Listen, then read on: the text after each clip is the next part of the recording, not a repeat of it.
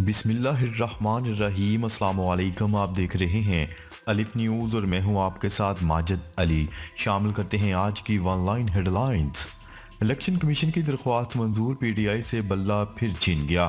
Peshawar high court نے P T I intra party election اور انتخابی نشان کیس پر الیکشن کمیشن کا فیصلہ بحال کرتے ہوئے حکم امتناع واپس لے لیا۔ پشاور ہائی کورٹ کے جسٹس اعجاز خان عدالتی فیصلے کے خلاف الیکشن کمیشن کی نظرثانی اپیل پر سماعت کی، جس سلسلے میں الیکشن کمیشن کے وکیل اور تحریک انصاف کے سینئر وکیل قاضی انور ایڈوکیٹ عدالت میں پیش ہوئے۔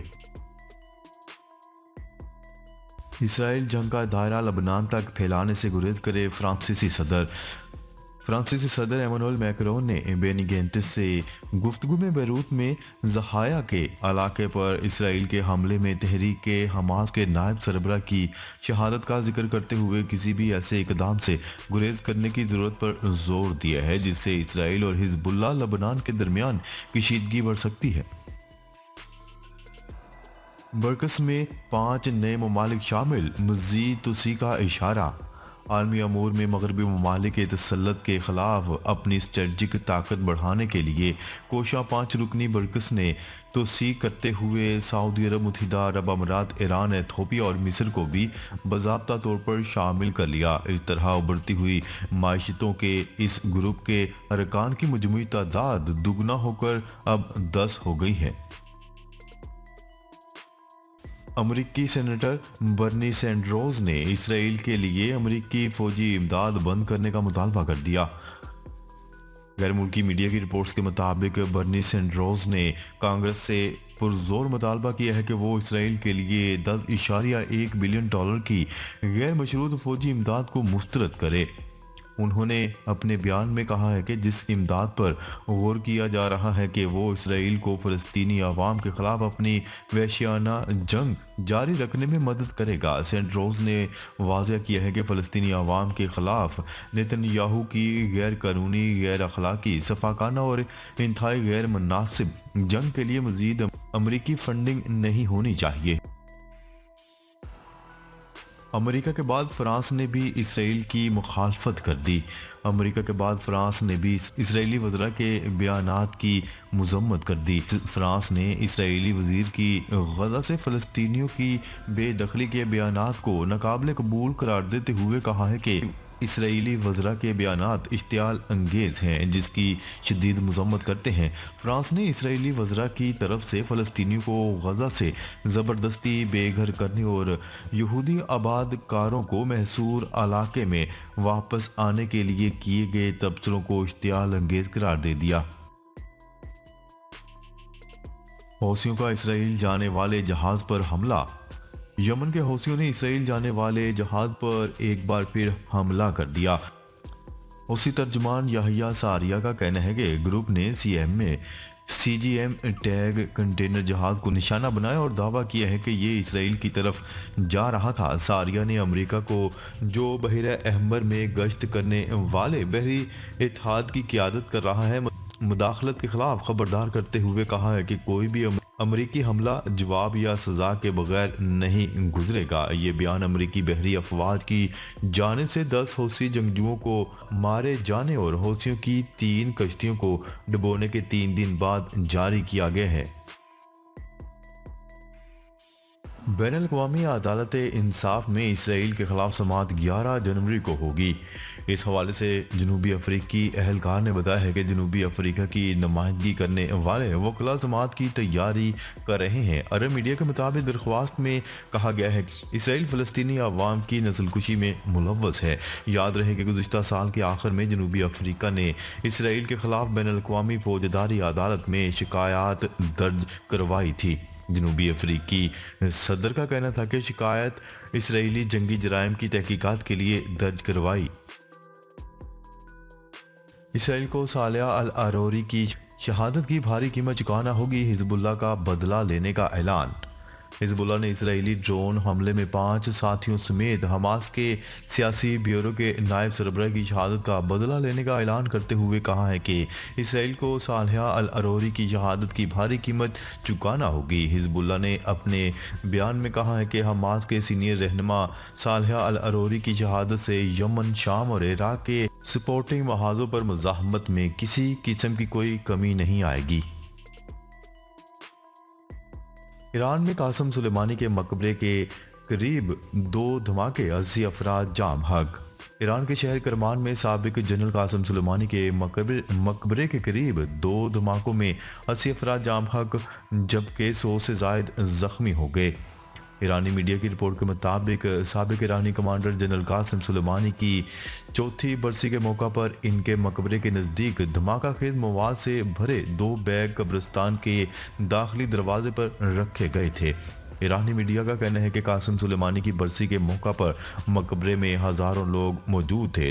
دھماکوں میں 80 افراد جاں بحق جبکہ 171 سے زائد افراد زخمی ہو گئے ہیں، جبکہ مزید ہلاکتوں کا بھی خدشہ ظاہر کیا جا رہا ہے۔ حماس رہنما کی شہادت کے بعد حزب اللہ کی کارروائی میں متعدد اسرائیلی فوجی ہلاک۔ بیروت میں حماس کے نائب سربراہ صالح العروری کی شہادت کے بعد لبنان کی سرحد پر حزب اللہ نے متعدد اسرائیلی فوجیوں کو ہلاک کر دیا، تاہم ہلاکتوں کی تعداد سامنے نہیں آئی۔ غیر ملکی میڈیا کی رپورٹ کے مطابق لبنان کی جہادی تنظیم حزب اللہ نے بتایا ہے کہ انہوں نے سرحد پر کارروائی کرتے ہوئے اسرائیلی اہلکاروں کو ہلاک اور زخمی کیا ہے۔ حزب اللہ کا کہنا تھا کہ اسرائیل کی جانب سے خطرناک حملہ لبنان اور اس کی خود مختاری پر حملہ تھا، اسرائیل کو اس کا جواب دیا جائے گا۔ غزہ فلسطین کا تھا اور ہمیشہ انہی کا رہے گا۔ امریکہ نے کہا ہے کہ غزہ فلسطینیوں کی سرزمین ہے اور رہے گی، انہیں کوئی ان کی سرزمین سے نہیں نکال سکتا۔ عالمی خبرساں ادارے کی رپورٹ کے مطابق ان خیالات کا اظہار امریکہ کی وزارت خارجہ کے ترجمان میتھیو میلر نے ہفتہ وار بریفنگ کے دوران ایک صحافی کے سوال کا جواب دیتے ہوئے کیا۔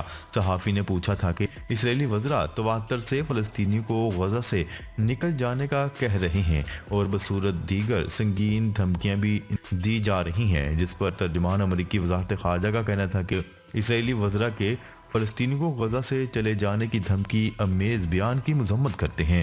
غزہ فلسطینیوں کی سرزمین ہے اور رہے گی۔ انسانی فضلے سے بنایا گیا ماحول دوست جیٹ ایندھن۔ برطانوی سائنسدانوں نے ایک نیا طریقہ کار واضح کیا ہے جس کو استعمال کرتے ہوئے انسانی فضلے کو جیٹ ایندھن میں بدلا جا سکے گا۔ برطانیہ کی مقامی کمپنی فائر فلائی فیول کا کہنا ہے کہ اس کا بائیو فیول کیمیائی اعتبار سے جیٹ ایندھن سے مشابہت رکھتا ہے، لیکن اس کے مقابلے میں 92% کم کاربن ڈائی آکسائیڈ پیدا کرتا ہے۔ عالمی سطح پر کاربن ڈائی آکسائیڈ کی پیداوار میں 2% حصہ ڈالنے والی اس صنعت میں اس ایندھن کا استعمال آلودگی کے ایک بڑے ذریعے میں کمی میں بھی مدد دے سکتا ہے۔ پاکستان کی غزہ کے لیے امداد کی تیسری کھیپ مصر پہنچ گئی۔ پاکستان کی غزہ کے لیے انسانی امداد کی تیسری کھیپ مصر پہنچ گئی۔ پاکستانی سفارت خانے کے مطابق فوجی طیارہ 20 ٹن کا امدادی سامان لے کر ایئرپورٹ پہنچا۔ پاکستانی سفارت خانے کا کہنا ہے کہ امدادی سامان میں طبی سامان بھی شامل ہے، جبکہ امدادی سامان میں مصر کے ریڈ کریسنٹ سوسائٹی کے حوالے کیا گیا۔ سفارت خانے نے بتایا کہ پاکستان نے غزہ کے لیے اب تک 200 ٹن کی امداد بھیجی ہے۔ دنیا کے طاقتور ترین پاسپورٹس کی فہرست جاری، متحدہ عرب امارات کا پہلا نمبر۔